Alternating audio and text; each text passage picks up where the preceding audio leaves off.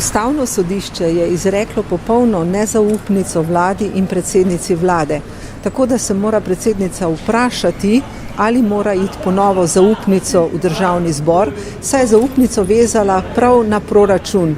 Sedaj ta proračun ne zdrži več. Ta zakon o davku na nepremičnine je podoben rešetu, kajti ima polno lukenj.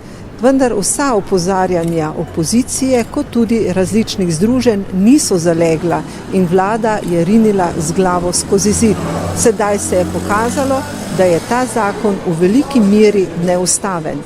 Vzel pa je tudi izvorne prihodke občina in dobro je, da je sedaj Ustavno sodišče zakon popolnoma razveljavilo in bodo občine lahko ponovno dobila svoja sredstva.